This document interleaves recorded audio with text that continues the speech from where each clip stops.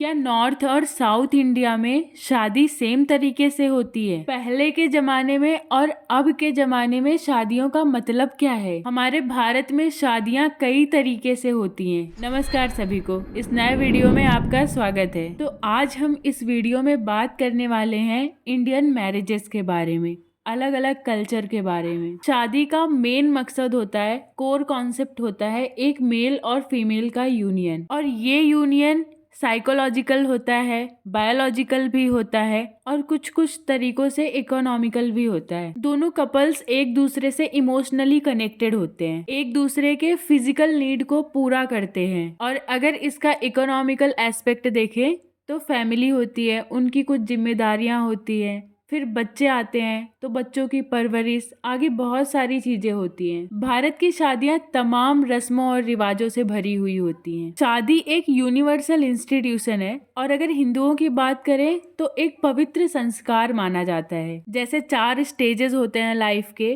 ब्रह्मचर्य, गृहस्थ, वानप्रस्थ, संन्यास। तो जो लाइफ की दूसरी स्टेज है गृहस्थ, उसके लिए शादी बहुत ही इम्पॉर्टेंट फैक्टर होती है। और अगर दूसरे कम्युनिटीज की बात करें तो वहाँ पे सिर्फ एक ये कॉन्ट्रैक्ट होता है। शादी के तरीके, उनके रूल्स और उनके मीन बहुत ही ज्यादा डाइवर्स हैं हमारे कंट्री में। आज बात करते हैं हिंदू विवाह की। हिंदुओं में टोटल 8 तरह से शादियां की जाती हैं। अगर हम टाइप्स की बात करें तो उनमें सबसे पहला आता है ब्रह्म विवाह, फिर दैव विवाह, फिर अर्श विवाह, फिर प्रजापति विवाह, उसके बाद गंधर्व विवाह, असुर विवाह, राक्षस विवाह और पैशाच्य विवाह। इनमें से बहुत सारे नाम ऐसे होंगे जो आपको जानने की उत्सुकता होगी और कुछ ऐसे नाम होंगे जो आप सुन के सरप्राइज हुए होंगे कि आखिर इनमें शादियां होती कैसे हैं, क्या प्रोसीजर होता है इसमें और क्या नॉर्म्स होते हैं, कैसे होती हैं, क्या फॉलो होता है। जो हमारे समाज में एक प्रेस्टिजियस मैरिजेस मानी जाती हैं उनमें से 4 हैं, जैसे ब्रह्म विवाह, दैव विवाह, अर्श विवाह और प्रजापति विवाह। आपने देखा होगा कि हमारे देश में ज्यादातर अरेंज मैरिजेस होती हैं और भारत का जो ये रूल है ये और किसी भी कंट्री में नहीं मिलेगा आपको, तो भारत है ही यूनिक। ब्रह्म विवाह ज्यादातर पहले जमाने में हुआ करता था जब गुरुकुल प्रथा हुआ करती थी। इसमें जो लड़की के पिता होते थे वो एक ऐसे इंसान को देखते थे जो बहुत ही एजुकेटेड हो और फिर उसके बाद उससे अपनी बेटी की शादी कर देते थे। इसे अगर और डिटेल में समझे तो जब गुरुकुल में लोग पढ़ने जाते थे और वो भिक्षा भी मांगते थे और वहाँ पे जब किसी के घर गए तो उनसे लड़की के पिता ने बात की, वो उनको बहुत ही एजुकेटेड लगे, काफ़ी सभ्य लगे, उनका रिलीजन मैच हुआ, उनका कास्ट मैच हुआ, तो उसके बाद उनको अपनी बेटी को हैंड ओवर कर देते थे। दूसरा है दैव विवाह, जिसमें किसी साधु या फिर किसी ऋषियों से शादियां हुआ करती थी। ये वाली जो मैरिज थी ये जनरली किसी पर्पस को पूरा करने के लिए किया जाता था। अर्श विवाह के बारे में अगर बात करें तो इसमें जो पेरेंट्स होते थे अपनी बेटी के बदले में सामने लड़के वालों से बैल के जोड़े लेते थे। तो अब बात करते हैं जो आजकल में बहुत ही प्रचलित है शादियां, प्रजापति विवाह। इसका मतलब ही होता है अरेंज मैरिज। आप सोच रहे होंगे कि ब्रह्म विवाह और प्रजापति विवाह तो सॉर्ट ऑफ सेम चीजें हैं, लेकिन ऐसा नहीं है। जो ब्रह्म विवाह हुआ करता था उसमें वो सिर्फ लड़के से बात करते थे, और लेकिन जो ये अरेंज मैरिज है इसमें 2 परिवार आपस में नेगोशिएशंस भी करते हैं।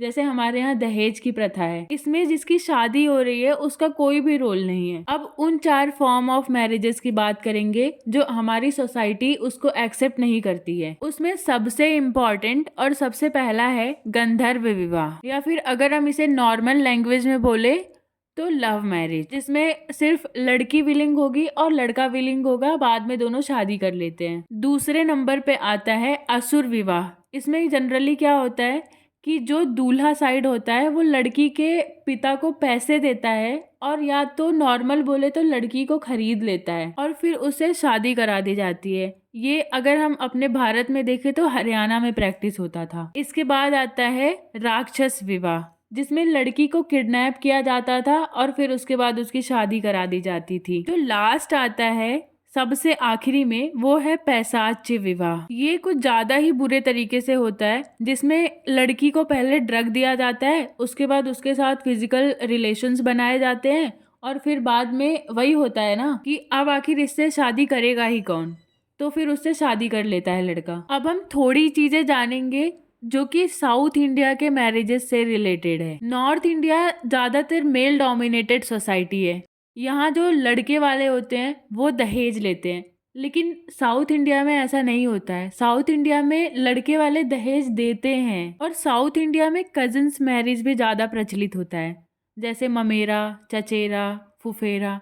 ज़्यादातर तो ममेरे में ही की जाती है। इससे क्या रहता है कि पहली बात तो उनकी फैमिली यूनाइटेड रहती है और दूसरी बात जो उनकी प्रॉपर्टी होती है वो उन्हीं की रहती है, उसमें कोई डिवीज़न वगैरह नहीं होता है। और आपने नॉर्थ इंडिया में देखा होगा कि विदाई के टाइम या फिर शादी के टाइम लड़की वाले रोते हैं काफ़ी। तो ये रोते किस लिए थे कि लड़की एक दूसरे परिवार में जा रही है, वो फैमिली कैसी है, उसके साथ कैसा ट्रीट करेगी, इन सब के वजहों से। लेकिन साउथ इंडिया में इस बात की सिक्योरिटी होती है कि लड़की की शादी नोन के यहाँ हो रही है, तो ऑब्वियसली वो उसको खुश ही रखेंगे। लेकिन नॉर्थ इंडिया को देख करके साउथ इंडिया में कहीं कहीं दहेज वाली प्रथा स्टार्ट हो गई है। जैसे यूपी बिहार में दहेज बहुत ही ज़्यादा कॉमन है, और अगर साउथ की बात करें तो वहाँ पे सबसे फर्स्ट पे स्टैंड करता है आंध्र प्रदेश। खैर अगर नॉर्थ में देखें तो बिहार में या फिर यूपी में दूल्हे की बोलियाँ लगती हैं, उनके रेट फिक्स होते हैं। लाइक अगर वो गवर्नमेंट जॉब कर रहा है तो हाई फाई रेट होता है। अल्टीमेटली ये जो ब्राइड साइड होता है उस पर प्रेशर डेवलप करते हैं और फिर इसका खामियाजा भी काफ़ी बुरा भी हो जाता है कभी कभी। लेकिन वहाँ भी क्या होता है, अगर वो अपनी बेटी की शादी कर रहे हैं तो उसमें तो दहेज देते हैं, कहीं से भी करके देते हैं। लेकिन अगर वो अपनी बेटे की शादी कर रहे हैं तो वहाँ से भी एक्सपेक्ट करते हैं कि काफ़ी अमाउंट में दहेज मिलेगा। अब जहाँ पे लड़कियाँ लड़के दोनों इंडिपेंडेंट हो गए हैं तो ये थोड़ा थोड़ा कम हो रहा है, लेकिन इतना ब्राइट साइड को प्रेशराइज नहीं करना चाहिए। और हमें साउथ इंडिया से ये सब चीज़ें सीखनी चाहिए, अच्छी चीज़ें वहाँ से अडॉप्ट करनी चाहिए। लेकिन यहाँ उल्टा हो रहा है, वहाँ के कुछ स्टेट्स नॉर्थ इंडिया से ये सब चीज़ें अडॉप्ट कर रहे हैं। हमारा भारत एक डाइवर्स नेशन है, तो एक दूसरे से अच्छी चीज़ें हमें शेयर करनी चाहिए और वो लेकर के आगे बढ़ना चाहिए। शादियों को लेकर के आपकी क्या राय है, हम जरूर जानना चाहेंगे। कमेंट सेक्शन आपके लिए खुला हुआ है। And thank you for watching the video and having so much of patience. Stay positive and stay strong.